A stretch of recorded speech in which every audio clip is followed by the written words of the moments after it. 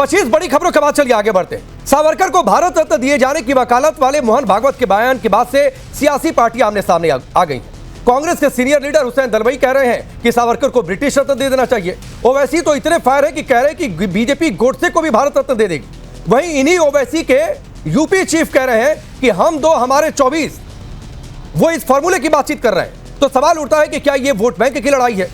क्या देश की सियासत में हंगामा सावरकर को लेकर इसलिए है क्योंकि उनकी इमेज हिंदुत्व के ब्रांड एम्बेसडर के तौर पर है, और दूसरी ओर हम दो हमारे 2 दर्जन की बात क्या इसलिए हो रही है क्योंकि ये वोट बैंक की लड़ाई है? तो सवाल ये कि देश में वोट बैंक की सियासत क्या इसीलिए सावरकर के नाम पर सियासी हंगामा, और फिर क्या इसीलिए यूपी में हम दो हमारे 2 दर्जन की बातचीत? मैं आपका परिचय आज के मेहमानों से करवाता हूं। राधिका खेड़ा भारतीय जनता पार्टी के नेता और प्रवक्ता, शुभरास्ता पॉलिटिकल एनालिस्ट के तौर पर, अमित जमेई जी समाजवादी पार्टी के नेता और प्रवक्ता, अश्विनी मिश्रा कांग्रेस पार्टी के नेता, और इमरान सोलंकी हमारे साथ जुड़ रहे हैं, एमआईएम के पश्चिम बंगाल के प्रेसिडेंट हैं। आप सभी का बहुत बहुत स्वागत है। अमित जमेई, आपसे शुरुआत करता हूं। एकाध नाम के आगे पीछे घूमते रहते हैं सावरकर को भारत रत्न देने की बात, क्यों ये लगता है कि एकाध नाम के आगे पीछे? देखिए, आरएसएस को हमारे फ्रीडम स्ट्रगल से लेकर 1980 तक का एक ऐसा जमाना था जो पूरे देश में जो है इनको ऑथराइजेशन नहीं मिलता था, और आरएसएस के लोगों में ये हिम्मत भी नहीं थी कि वो अपने आप को खुल के कह सकें कि वो देश विरोधी धारा में साथ थे, ब्रिटिश राज के साथ थे। लेकिन अब जिस तरह से हमारे देश में मेजोरिटरिज्म और जो हिंदुत्व का उभार है, आप देखिए कि आरएसएस से निकले हुए लोग देश के बड़े बड़े पदों पे, उच्च उच्च पदों पर आज बैठे हुए हैं। तो हमारा ये कहना है कि आप नाथूराम गोडसे को भी ले लीजिए। समाजवादी पार्टी आपसे निवेदन करना चाहती है कि आप नाथूराम गोडसे को भी, और मुसोलिनी, जहां से आरएसएस और जो जनसंघ की विचारधारा है, भाई हम अंतरराष्ट्रीय लोगों को भी तो देते ही है ना। तो मुसोलिनी को, हिटलर को, नाथूराम गोडसे को हम चाहते हैं कि 3 नाम और जोड़ लिए जाएं, तो बहुत ही सुंदर तस्वीर दिखेगी। और जाहिर सी बात है, राज आपका है। इस देश में महंगाई, गरीबी, भुखमरी, अंतरराष्ट्रीय दबाव, अमेरिका की धमकी, उसके डंडे, उस पे बात ना हो, उस पे चर्चा ना हो। तो आप देना चाहते हैं, बिल्कुल दीजिए, सरकार आपकी है। मुझे ऐसा लगा अमित जमेई आपकी बात को सुनकर कि आपको सावरकर से दिक्कत सिर्फ इसलिए है क्योंकि वो हिंदुत्ववादी इमेज है, आप सीधे हिंदुत्व की लाइन पर आ गए। नहीं, देखिए, हमारे देश के जो 90% लोग हैं, 90% जो हिंदू हैं, उन्होंने सेकुलर भारत के लिए अपनी जानें दी। सेकुलर भारत के लिए जो फाउंडेशंस थी हमारे स्वतंत्रता संग्राम के हीरोज की, उनकी विचारधारा ना तो उनके साथ थी, ना कि नाथूराम गोडसे और सावरकर जैसे लोगों के साथ थी। तो हमारे देश का हिंदू तो दुनिया में सबसे महान हिंदू सभ्यता है। मतलब आपकी सेकुलरिज्म की परिभाषा में वीर सावरकर फिट नहीं बैठते हैं। आपकी सेकुलरिज्म की परिभाषा में यूपी एमआईएम चीफ शायद ज्यादा फिट बैठते हैं, जो हम दो हमारे 2 दर्जन की बात करते हैं। नहीं राकेश पांडे जी, हमारी विचारधारा में वो लोग सूट करते हैं जिन्होंने स्वतंत्रता संग्राम में अपनी जानें दी, कुर्बानियां दी, जिन्होंने सेकुलर भारत को, भारत के कॉन्स्टिट्यूशन को, बाबा साहब के कॉन्स्टिट्यूशन को अपना माना। सीधी सी बात है। ठीक है। तो राधिका खेड़ा, अगर कोई स्वतंत्रता सेनानी हिंदुत्ववादी है तो वो स्वतंत्रता सेनानी नहीं कहा जाएगा।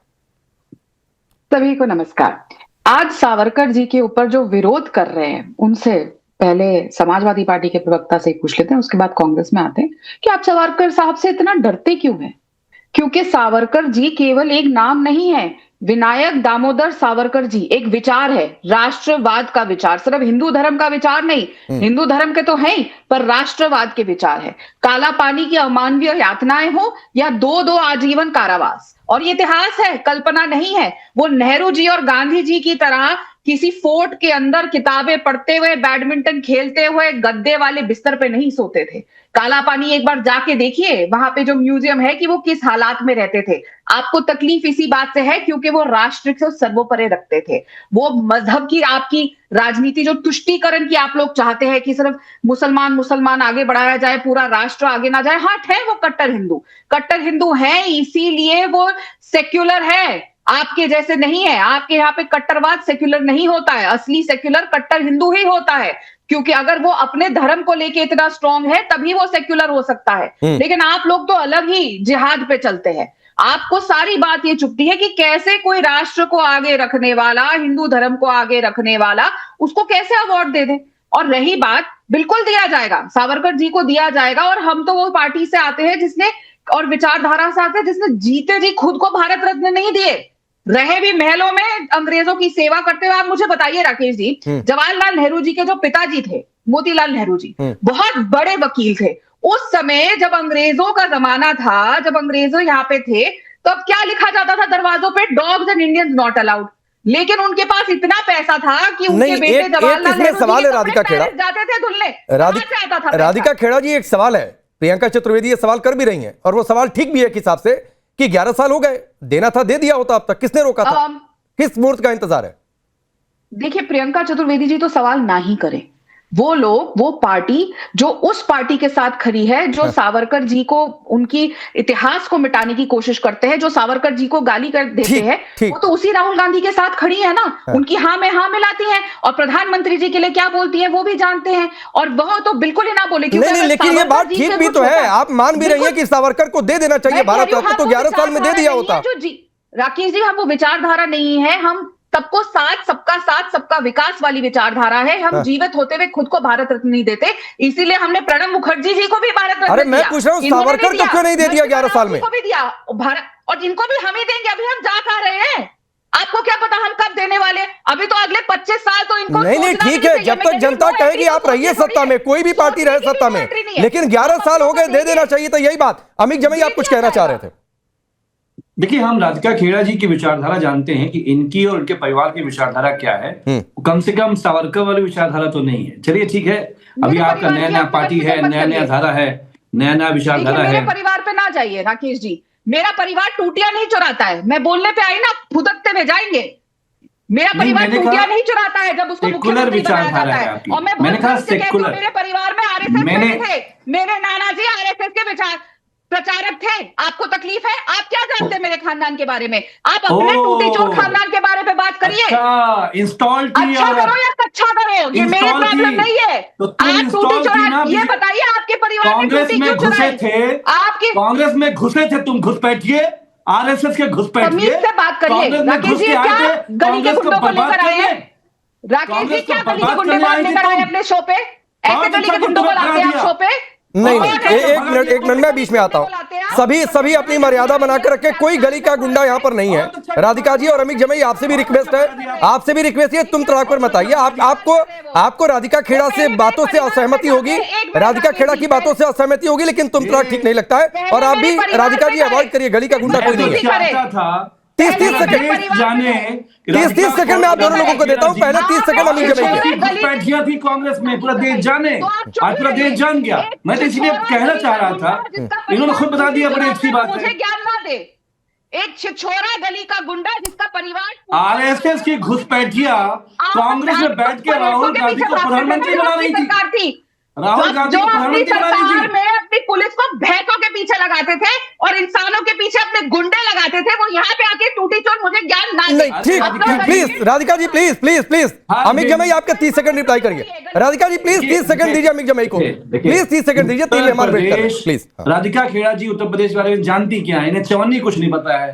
पूरे देश में रेप में उत्तर प्रदेश नंबर 2 पर है, और किडनैपिंग में नंबर 1 पे है, बच्चों के खिलाफ अपराध में नंबर 1 पर है। इनका मंत्री स्वतंत्र देव को इन्हीं का विधायक बंधक बना लेता है, कहता है मुख्यमंत्री को भी बंधक बनाऊंगा। अरे पहले मुख्यमंत्री को बचाओ, अपने हमारे चक्कर में ना पड़ो। मैं आगे बढ़ता हूं, अमित जमई जी आगे बढ़ता हूं। यूपी की कानून व्यवस्था पर अलग से डिबेट कर लेंगे। पहली बार सपा सरकार में 5 तरीके के अपराधों में यूपी नंबर 1 हो गया था, छोड़ दीजिए, मैं उस पर बाद में डिबेट कर लूंगा। अब अश्विनी मिश्रा, इमरान मसूद ने कहा कि अखंड भारत को खंड खंड करने के लिए सम्मान दे दें क्या? मतलब जिन्ना ने खंड खंड नहीं किया, सावरकर, आपको जिन्ना से ज्यादा प्रेम दिख रहा है?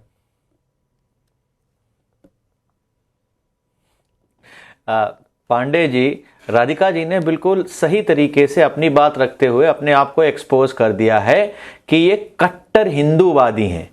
कट्टर हिंदूवादी और हिंदूवादी, कट्टर हिंदूवादी नया शब्द लेके आए, मतलब हिंदुओं में भी कट्टरता हो तभी आप हिंदू कहलाएंगे। यही कट्टर हिंदूवादी गोडसे था जो ऐसी मानसिकता लेके चलता था कि उसने गांधी जी की हत्या कर दी। और वो किससे इंस्पायर था? सावरकर से। उसने एक अग्नि मैगजीन में एक फोटो निकाली थी जिसमें सावरकर और श्यामा प्रसाद मुखर्जी को राम लक्ष्मण दिखाया था और गांधी जी को रावण दिखाया था। एक्चुअली में यही अंतर है कट्टर हिंदूवादी में और हिंदू में। हिंदू विश्वास करता है सर्वे भवन्तु सुखिनः सर्वे सन्तु निरामया। कट्टर हिंदूवादी इनकी जिसको आप सो कॉल्ड हिंदुत्व भी बोलते हो, वो वही अंतर है जो गोडसे और गांधी में है। वो वही अंतर है जो राम और रावण में है। राम भी हिंदू थे, रावण भी हिंदू थे, पर रावण हिंदुत्ववादी कह सकते हो उसको आप। वही अंतर है, सब जगह आपको देखने को मिलेगा। वही अंतर है जो मनुस्मृति और संविधान में है। तो ये लोग मनुस्मृति को मानने वाले हैं, कट्टर पंथ को मानने वाले हैं। रही बात आपने जो सवाल पूछा जिन्ना और सावरकर, जिन्ना और सावरकर का प्यार तो सबको पता है। सावरकर बिल्कुल चाहते थे एक अलग राष्ट्र बने, हिंदूवादी राष्ट्र बने, और उन्होंने ये जिन्ना के साथ मिलकर किया। 19 अधिवेशन में 1937 अहमदाबाद में सावरकर ने प्रस्ताव पास किया कि देश के 2 अलग अलग हिस्से किए जाएं, एक हिंदू राष्ट्र, एक मुस्लिम राष्ट्र। नहीं, 1940 एक चीज बता दीजिए, राधिका होगा एक बार सबके पास चला जाओ। नहीं, अश्विनी मिश्रा एक चीज बता दीजिए, एक चीज बताइए। आपने कहा ना कट्टर हिंदू अलग अलग परिभाषा दे रहे हैं, क्या आप उसी हिंदू की बात कर रहे हैं जिस हिंदू शब्द का अर्थ भयानक होता है? आपकी पार्टी के एक नेता ने कहा था, क्या आप उसी हिंदू की बात कर रहे हैं? आप बताइए पांडे जी, मैं जो पूछ रहा हूं वो बताइए, क्या आप उसी हिंदू की? अब मैं सवाल पूछ रहा हूं, सवाल आपको प्रोपेगेंडा लग गया। अगर मैं गलत कोट कर रहा हूं तो अश्विनी मिश्रा कहिए कि आप गलत कह रहे हैं। ऐसा हमारे किसी नेता ने कोट नहीं किया। क्या आप उसी हिंदू की बातचीत कर रहे हैं जिसका अर्थ भयानक होता है? इटरनल है। हिंदू शब्द का अर्थ भयानक है, इंटरनल क्या हो जाता है? इंटरनल क्या हो जाता है? हिंदू जो मंदिर में लड़कियों को छेड़ता है उसकी बात कर रहे हैं। भयानक नहीं है हिंदू धर्म में। नहीं, मैंने हिंदू भयानक होने की बात नहीं कही। आपकी पार्टी के एक नेता सतीश जारकिहोली ने कहा था कि हिंदू शब्द का अर्थ भयानक है। क्या आप उसी हिंदू की बातचीत कर रहे हैं? मैं सिर्फ इतना पूछ रहा हूं आपसे, या किसी आप दूसरे हिंदू की बात कर रहे हैं? नहीं, आप मिसकोट कर रहे हैं। मिसकोट नहीं कर रहा हूं, बिल्कुल आप चैलेंज कर रहा हूं कि आप मुझे गलत साबित करिए। अश्विनी मिश्रा, चैलेंज कर रहा हूं कि गलत साबित करिए। चैलेंज कर रहा हूं कि गलत साबित करिए इस शो में। बयान चलाइए। मैं चैलेंज तो कर रहा हूं, गलत साबित करिए। हिंदू धर्म चैलेंज कर रहा हूं, गलत साबित करिए अश्विनी मिश्रा। कि इसमें आप क्वेश्चन कर सकते हैं। अच्छा, नहीं ठीक है, फिर तो भगवान कृष्ण ने कोरोना भेजा था। हिंदू की परिभाषा यही है कि जहां पर, हाँ ठीक है, हिंदू तो एक बीमारी की तरह है, कुष्ठ और एड्स से तुलना कर दी गई। राधिका खेड़ा जी, राधिका खेड़ा, एक मिनट आता हूं जरा शुभ रास्ता के पास भी होकर आता हूं। शुभ रास्ता, इन्होंने कट्टर हिंदू की बातचीत की। अब मैं आपसे यह पूछता हूं कि अगर हम दो, हमारे 24 की बातचीत कही जा रही है एमआईएम के द्वारा, इसको किस परिभाषा में रखा जाए? एमआईएम से तो कोई बैठे हुए हैं आपके पास, अगर तो उन्हीं से पूछ लीजिए कि ये क्या, कौन सी परिभाषा है, हम दो हमारे 24। इसलिए मैं बोल रही हूँ पूछने के लिए, क्योंकि अगर हम कुछ भी कहेंगे तो हो जाएगा कि भाई हम कट्टर हिंदुत्ववादी हैं, तो हमें लेबल करने का शौक है। इसीलिए आप उन्हीं से पूछिए, इमरान सोलंकी जी बैठे हुए हैं, पूछिए। और अगर उनसे यह भी पूछिए कि अगर पलट करके यही चीज हिंदू समाज की तरफ से कोई भी एक व्यक्ति उठकर खड़ा हो और बोले तो उनको कैसा लगे और उसको कैसे कैसे वो लोग लेबल दें। यहाँ पर बल्कि ये सवाल आप अमित जमई से भी पूछिए और ये सवाल कांग्रेस के नेता से भी पूछिए कि अगर यही सवाल, अगर यही फ्रेमिंग किसी हिंदू लीडर की तरफ से आती जो अपने आप को घोषित रूप से हिंदू बताते हैं, तो उनके क्या अवधारणा होती। बहरहाल, मैं सावरकर जी पर एक बात जरूर कहना चाहती हूँ। मुझे नहीं लगता कि इस देश में भारत रत्न किसी को पूरी तरह से सही होने के लिए मिला है। भारत रत्न मिलने का अर्थ होता है कि आपने भारत के संदर्भ में जिन जिन लोगों ने उसके सांस्कृतिक, उसके बौद्धिक पक्ष को सुदृढ़ किया है, उनको भारत रत्न दिया जाता है। अब ये किसी की व्यक्ति पूजा, किसी के वैचारिक आग्रह से मुझे नहीं लगता कि कभी भी आज तक दिया गया है। ये ऐतिहासिक और बौद्धिक योगदान के गंभीर मूल्यांकन से मिलता है। और सावरकर जी की अगर आप बात करें तो उनकी रचनाएं हैं, उन्होंने कविताएं लिखी हैं, उन्होंने तमाम ऐसा लिटरेचर है जिसने इस देश को दशा और दिशा दी। हाँ, ये आप जरूर कह सकते हैं कि वो तीखा लिखते थे, वो कई बार ऐसा लिखते थे कि इधर और उधर दोनों के खेमे वाले लोग आलोचना करते थे उनकी, और सब उचित दूरी बनाना चाहते थे। अब आप देखिए, कास्ट को लेकर के जो उनकी अवधारणा थी, उस कहीं उनमें अंबेडकर का पुट दिखता है। लेकिन जब आप गायों के को लेकर के जो उनके विचार थे, उससे जो कट्टर हिंदुत्ववादी जो आज सावरकर का झंडा लेकर घूम रहे हैं, वो भी भागते नजर आएंगे, उनके जो विचार हैं। इमरान सोलंकी, किसको रखें कट्टरता की परिभाषा में? कट्टरता की परिभाषा नहीं, उनका बोलने का तरीका था। अच्छा, पहली बात तो ये कि वो बता, जिस तरह कांग्रेस में बात समझ में सुन लीजिए, समाजवादी पार्टी में, कांग्रेस में, और जो देखो जो अपनी पार्टी अपनी सेकुलर बोलते हैं, बीएसपी में या ममता बनर्जी बंगाल में, ये लोग क्या है, मुसलमानों का वोट लेते हैं, यहाँ के जो इसके जो मुसलमान हैं वो उनकी गुलामी करते हैं, वो सही में जूते चाट रहे हैं। तो यही बात है ना, हमारा यही मकसद, वो तीसरी बार क्या बोले कि हम लोग अपना हक अधिकार की लड़ाई लड़ रहे हैं, बोलने का जनता को समझाने का वो जो मंच पे बोले वो समझाने का तरीका उनका। तो ये कौन सी पाठशाला में पढ़ा, ये वाली परिभाषा, ये वाला तरीका? जिस तरह मोहन, नहीं, किस पाठशाला में पढ़ लिया? 4 हिंदू ने कुछ भी कह देंगे उसके बाद कहेंगे कि मेरा तरीका है। जिस तरह 4 बच्चे पैदा करो, योगी तरह आपकी एक्स एमपी ने कहा था बीजेपी की महाराष्ट्र में, उसके बाद जैसे योगी तरह बोलते आप 10 उठाओगे, हम 100 को उठाएंगे, आप 1 उठाओ हम 10 को उठाएंगे। ये बोलते ये देखिए, ये चीज नहीं है। हम बंगाल में हो या महाराष्ट्र में हो या उत्तर प्रदेश में हो, ये सब हम एमआईएम के मुसलमान जो है एमआईएम की तरफ बढ़ रहे हैं और बढ़ेंगे। नहीं, एमआईएम के मुसलमान क्या होता है? जो कांग्रेस में है वो मुसलमान नहीं है क्या? जो सपा में है, जो बीजेपी में, वो मुसलमान नहीं है क्या? केवल मुसलमान की परिभाषा में वही रहेगा जो एमआईएम के साथ रहेगा। ये कौन सी परिभाषा है भाई? बता रहे जो सपा में है, जो कांग्रेस में है, जो जे अपने ममता बनर्जी पार्टी मुसलमान है, ये मुसलमानों को हम गुलाम बोलते हैं। नहीं ठीक, मैं आऊंगा, अभी आऊंगा। राधिका, आप कुछ बहुत देर से कहना चाह रही हैं। और दूसरी बात है, बोलिए। ये अपनी मैं आदरणीय मोहन भागवत जी की जो लिस्ट थी कि कितने तरीके के हिंदू है, उसमें एक और ऐड करना चाहती हूँ। वो हिंदुओं के बारे में, वो छदम हिंदुओं के बारे में, जो हिंदू है नहीं, जिन्होंने सरनेम भी चुराया हुआ है, अब धर्म और गोत्र भी चुरा रखे हैं, वो हिंदू हैं जो कहते हैं हिंदू हिंसक होता है सदन में खड़े होके। वो हिंदू है जो कहते हैं कि हिंदू मंदिर में जाके लड़कियां छेड़ता है। वो हिंदू है जो रघुपति राघव राजा राम पतित पावन सीता राम भजले प्यारे सीता राम सुंदर विग्रह मेघ श्याम गंगा तुलसी शालग्राम को बदल के ये करते हैं रघुपति राघव राजा राम ईश्वर अल्लाह तेरो नाम। पूरा हमारे भजन को आप ये सोचिए, अगर किसी हिंदू ने किसी भी इस्लाम की कोई भी एक पंक्ति उनके जो ये मैं नहीं जानती ज्यादा कुरान शरीफ के बारे में, कुरान में कुछ लिखा हो उसको तोड़ मरोड़ दिया होता और उसमें राम का नाम ला दिया होता या उसमें क्राइस्ट का नाम ला दिया होता, तो क्या ये कांग्रेसी बैठ के ऐसे बोल रहे होते?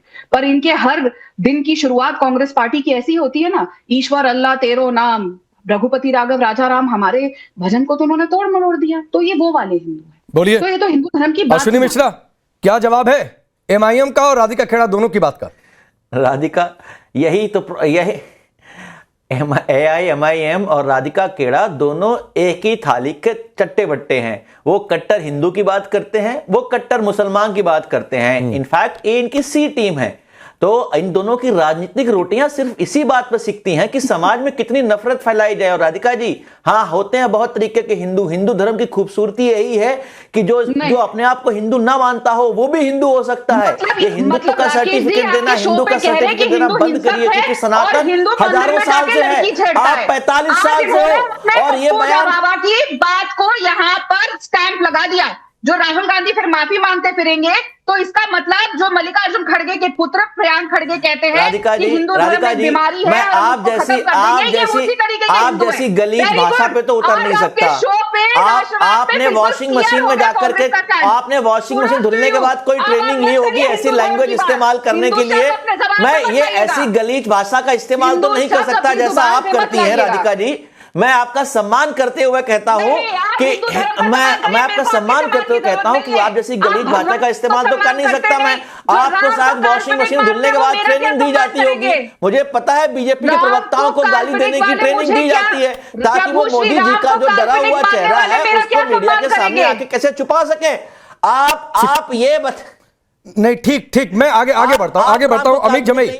अमीक जमई जी, एमआईएम ने तो साफ कह दिया आपकी पार्टी कांग्रेस पार्टी बीजेपी में जो मुसलमान है मुसलमान मानेंगे नहीं। तो ये भी आप किसी कट्टरता की परिभाषा में रखेंगे या अलग रखेंगे सुविधा के हिसाब से? देखिए राकेश पांडे, ये कट्टरता के बारे में तो आप जानते हैं कि कट्टरता किसी एक समाज की बपौती तो है नहीं। अच्छा। मेजॉरिटी की सब कट्टरता और जो माइनॉरिटी की कट्टरता है ये एक दूसरे के मित्र होते हैं। जैसे हमारे आदरणीय गृह मंत्री जी ने पाकिस्तान के खिलाफ जब अंतर्राष्ट्रीय लॉबिंग हम लोग कर रहे थे तो बहुत इंपॉर्टेंट लोगों को, राधिका खेड़ा हमारी बहन है वो जानती हैं, इंपॉर्टेंट लोगों को फोन करके कहा था कि हमारी सरकार को बचाइए।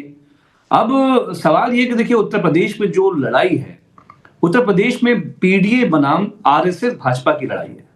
अब इस पीडीए में दलित, पिछड़े मुसलमान, जैन, बुद्ध और वो सब जो पिछड़े अति पिछड़े तबके हैं, वो सब इसके अंदर शामिल हैं। और हम ये जानते हैं कि अगर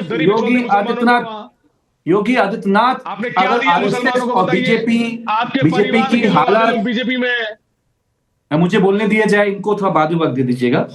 तो मेरा ये कहना है कि जो आरएसएस बीजेपी को मालूम है कि आज उनके सामने उत्तर प्रदेश में कोई खड़ा है, वो माननीय अखिलेश यादव जी की इंडिया अलायंस की नीतियां हैं, आदरणीय राहुल जी का साथ है। और आप 2027 में देखिएगा बीजेपी भारतीय जनता पार्टी की हवा निकाल दी जाएगी एक एक सीट पर। और रही बात देखिए एमआईएम की, इमरान से हमारी कोई दुश्मनी नहीं है, इनकी पार्टी है, रजिस्ट्रेशन है, चुनाव लड़ते हैं, जहां चाहेंगे लड़ेंगे, अंडमान निकोबार में लड़ेंगे, हमसे क्या मतलब है। लेकिन राधिका खेड़ा जी का मामला एमआईएम वालों से अच्छा है। शुभ रास्ता राकेश जी, आता हूं। एआईएमएम ने तो इनकी तरफ हाथ बढ़ाया था, साथ चुनाव लड़ने के लिए बातचीत इनकी शुरू हो रही थी। कल को अमीन जमाई साहब आपको साथ बैठ के चुनाव ना लड़ना पड़ जाए, नहीं, आप लोगों का गठोरा भी लड़ रहे हैं यहाँ पे। नहीं, अब शुभ रास्ता अमीन जमाई की बातों में आपको एमआईएम के लिए सॉफ्ट कॉर्नर दिखा या सियासी विरोध दिखा, या फिर उसको स्किप करने की मंशा दिखी? क्योंकि नोएडा से शुरुआत कर रहे हैं अखिलेश यादव, वेस्टर्न यूपी जहां पर ऑलरेडी एमआईएम का एक अभियान चल रहा है अलग अलग जिलों में, क्या दिखा आपको?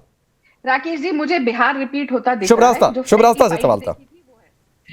मुझे ऐसा लगता है कि अभी एक लैबोरेटरी है, साइंस की लैबोरेटरी है, जिसमें बहुत सारे एलिमेंट्स रखे हुए हैं। कौन किसके साथ कंपाउंड बनाएगा कहना बहुत मुश्किल है।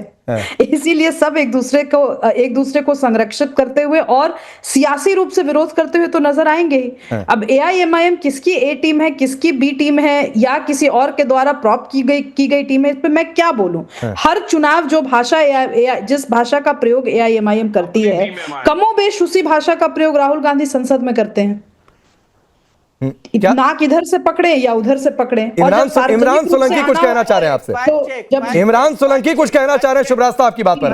आता हूं अश्विनी भाई, रुक जाइए। एमआईएम पार्टी किसी की ए टीम और बी टीम नहीं है, हम लोग खुद की टीम है। या बैठ के फैक्ट चेक तो और राहुल गांधी हो या अखिलेश यादव हो या योगी आदित्यनाथ हो, वो अपनी भाषा बोलते हैं।